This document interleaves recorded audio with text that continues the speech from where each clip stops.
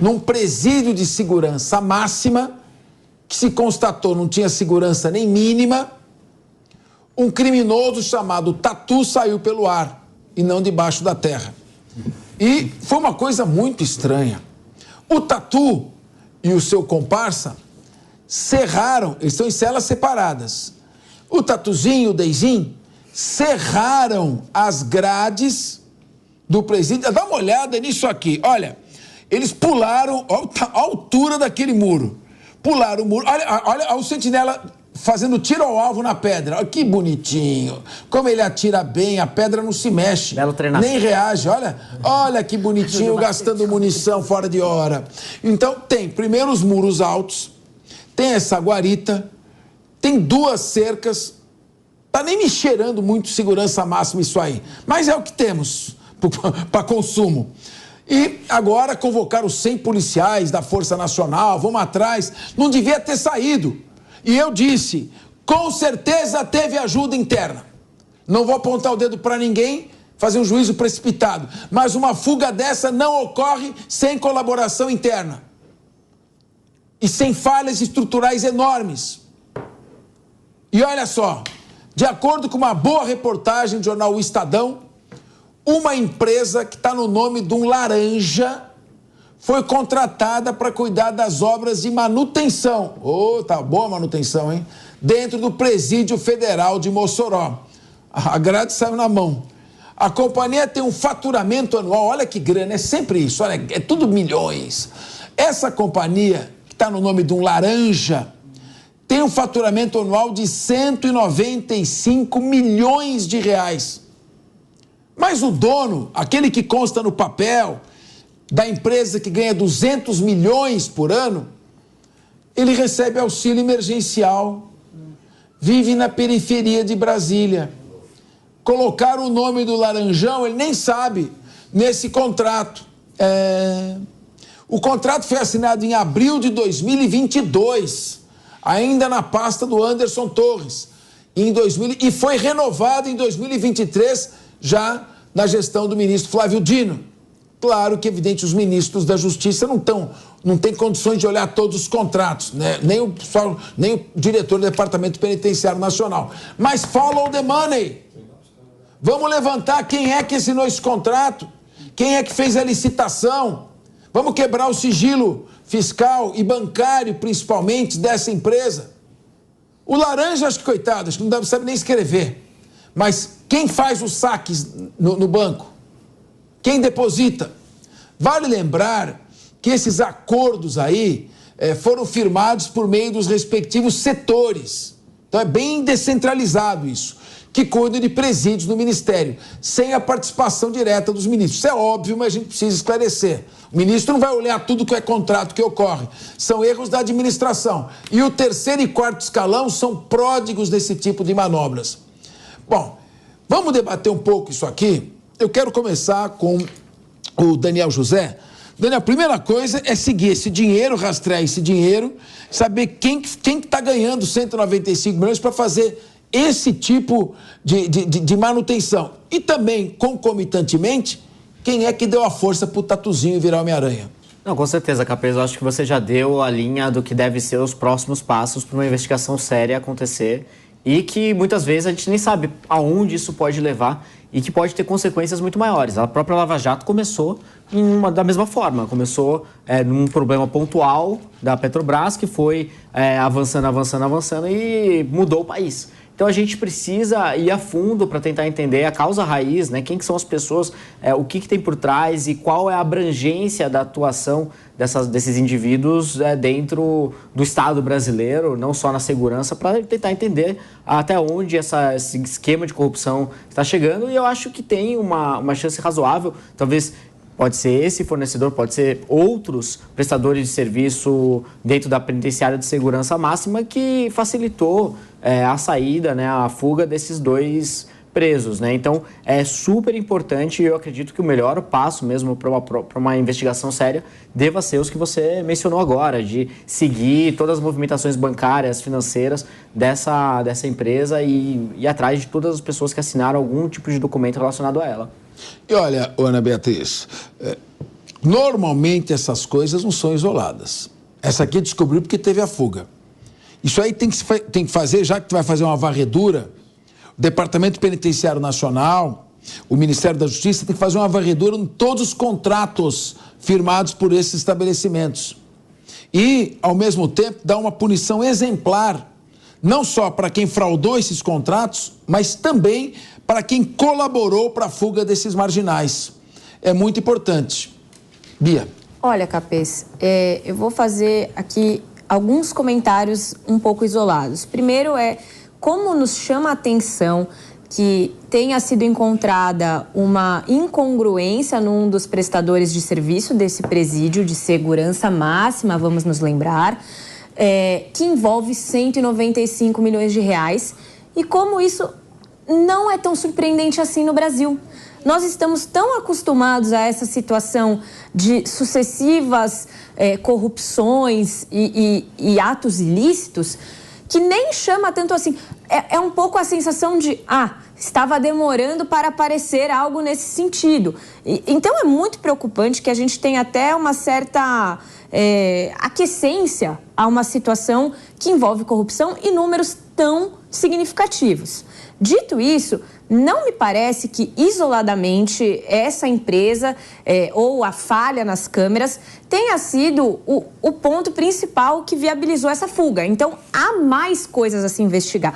O que me chama a atenção, Capês, e eu aprendi isso nos seus livros, é que os dois presos estavam no RDD, que é Regime Disciplinar Diferenciado, que é cela individual.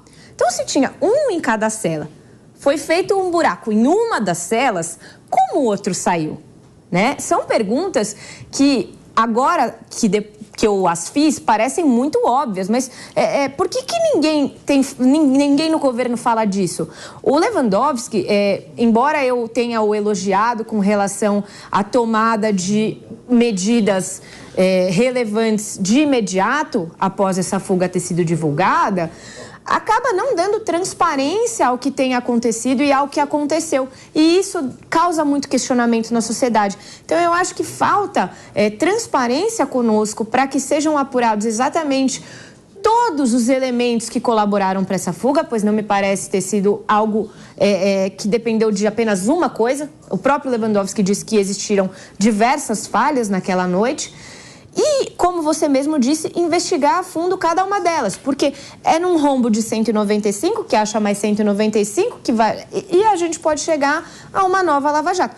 E concordo plenamente que tem que haver punição exemplar e tem que haver varredura, e isso tem que se tornar corriqueiro. Não tem que esperar dois fugitivos, uma fuga dessa natureza acontecer. Olha lá, você tá vendo esse tiro, ó? Ele tá dando tiro. Será que o Sentinela está atirando no tatu errado? Porque ele está mirando alguma coisa. Será que é um tatu que ele está mirando? Um treinamento ali. Deve ser um treinamento, alguma coisa. Ou seja, meu amigo, não é no tatu certo que você tem que atirar. Cristiano Vilela, a Lava Jato de fato mudou o Brasil, mas depois desmudaram, né?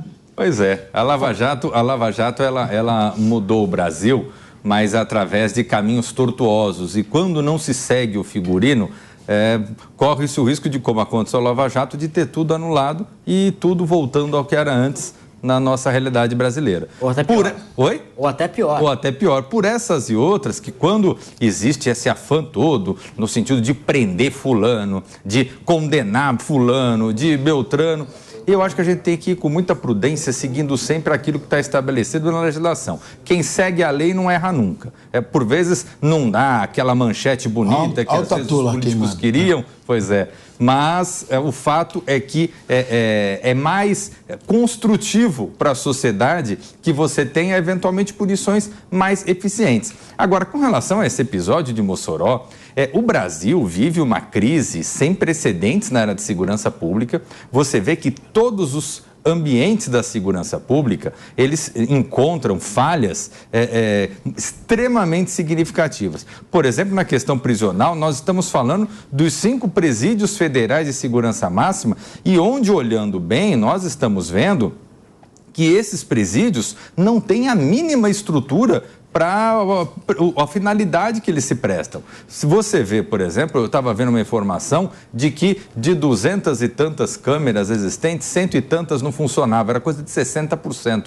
Como é que você pode ter 60% das câmeras dentro do presídio não funcionando? E isso tá ok, né? E Não, tudo bem, né? que quando a coincidência é muito grande, é porque não é coincidência, né? Ah, exatamente. Veja que no mesmo dia você tem as ferramentas que foram deixadas ao acaso pela empresa que estava fazendo o serviço, você tem duas pessoas em tese, em células separadas, fizeram um buraco numa cela só, uma coisa que ninguém entende como, você tem, o pessoal saiu e as imagens mostram como é difícil aquela região para sair, e o que é pior, a gente está falando do 8º dia de buscas e até agora nada. O que nos leva, eventualmente, a questionar se de fato não houve um conluio muito maior para que esses presos pudessem sair da penitenciária de Mossoró. Então, o Brasil precisa se reinventar na questão de segurança pública, sair dentro dessa disputa ideológica de esquerda e direita que não serve para nada e pensar realmente numa política nacional de segurança pública, onde o governo federal seja o capitão do time, reúna as 27 unidades da federação, monte um programa que seja eficiente. Hoje o crime organizado dá de 10-0 nas forças policiais. E se a gente continuar assim, a situação do Brasil, a situação da parte de segurança pública no Brasil vai ficar numa situação ainda mais insustentável em relação ao que é hoje. Ô Paulo Loyola, o Supremo deu liberdade provisória para o André do Rep. E num intervalo de 2 horas, cassou a liberdade provisória. Mas ele desapareceu e já faz mais de 1 ano e não foi mais localizado. Se esses caras tivessem saído correndo pela mata descalço, que nem no filme, tinha uma série em 1971, chamava Os Acorrentados, 1971, uma série interessante. Se eles tivessem saído correndo, que nem filme, já teriam sido capturados. O Cristiano Vilela tocou num assunto importante. Eles tiveram apoio, sim, logístico para poder escapar. E agora a Secretaria, o Ministério da Justiça já mandou convocar uma força nacional para tentar recapturá-los. O que você vê de tudo isso? Essa crise do sistema penitenciário nacional, presídio de segurança máxima, média, mínima, mas precisa de mais 200 mil vagas, não tem colônia penal agrícola para o regime semiaberto, não tem casa do albergado para o regime aberto, nem todos os presídios dão condições de trabalho para o preso, e não há ressocialização nenhuma, pelo contrário, o preso entra, aí ele passa a integrar uma organização criminosa. Como é que você vê essa crise toda? Sem nenhuma dúvida, uma crise enorme, né, Capês? Assim, acho que o Brasil vive um momento muito crítico da sua história relacionado a esse processo. E o que eu chamo a atenção aqui, na verdade, e eu vou concordar muito com os colegas que trouxeram todas as falas até agora. Sim, tem que investigar tudo, tem que se apurar o que ocorreu. E, reforço, um tipo de ação dessa não se faz sem estar coordenado em conjunto em algum nível local, né? Então, é muito possível que tenha tido um certo nível de apoio, aí, maior ou menor, das pessoas que operacionalmente cuidavam aí desse processo. Agora, me parece que o problema ele é maior. Não sei quem reparou aí pelo meu sotaque, eu sou carioca, mas dentro do... Eu já tinha reparado. Que bom. Muito perspicaz. Que observador. Mas o Rio de Janeiro, de onde vem a milícia, onde nasceu o Comando Vermelho, e berço de boa parte desses processos que hoje assolam o Brasil, apesar de ter sido São Paulo aí a desenvolver a maior organização criminosa do país, que é o PCC, a gente tem a inserção de um poder paralelo dentro do sistema público. Hoje é notório o problema que a gente tem nas nossas prisões e da relação que se tem, e isso é dado falta de estrutura, falta de investimento, que é histórico no Brasil, não é de um governo, não é de 2 governos, não é de 10 governos. É um sistema onde se investe pouco em tudo isso que você falou, Capês. Se investe pouco em ressocialização, se investe pouco, eu tenho batido muito nessa tecla, e os profissionais de segurança pública também, Falta tecnologia, falta valorização da classe, falta investimento em inteligência. E, bem, se a gente está vendo numa penitenciária de segurança máxima uma situação dessa, é de fato muito preocupante. Que o episódio sirva para rever, como já foi dito aqui, quero corroborar, todo o processo. Agora, lembrando, dificilmente a gente vai resolver o problema, que é absolutamente intrínseco ao poder público brasileiro. E repito, que não é problema de um governo, de 2 governos ou de 3 governos. É um problema do Brasil, que é a inserção do poder paralelo dentro do sistema político brasileiro. Assim, e aí estava citando o caso do Rio de Janeiro, porque a gente vê isso no Rio de Janeiro de forma muito nas polícias, no poder público. Você vê isso de uma maneira muito grave, né? Então, é muito importante a gente olhar o contrato, muito importante a gente investigar. Agora, muito importante a gente dizer que o problema ele é muito mais profundo do que isso. Bom, é claro que uma coisa é uma coisa, outra coisa é outra coisa, né? Como diz o Paulo, nós temos que investigar, sim.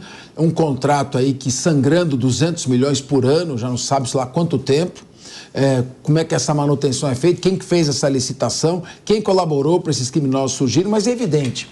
O grande problema, o principal problema do país são as organizações criminosas dentro dos presídios e fora dos presídios, dominando territórios, seja nos morros cariocas, seja nos morros do litoral paulista, seja em todas as regiões do país, seja nas favelas, em áreas das quais eles se apropriam, seja na formação de milícias, de tráfico de seres humanos, tráfico de drogas, tráfico de garimpo ilegal, enfim, tudo que você pode imaginar. E o que é pior, como essas organizações já atuam há algum tempo, está cada vez mais difícil penetrar na sua estrutura, porque o dinheiro já é lavado em restaurantes, o dinheiro é lavado em postos de combustível, em lavanderias, em danceterias, na compra de imóveis, em loteamentos clandestinos, tudo quanto você pode imaginar, com absoluta aparência de legalidade. Cada vez mais difícil. Infelizmente, esse fenômeno, que já vinha há muito tempo, começou fortemente no início dos anos 80, no governo Brizola.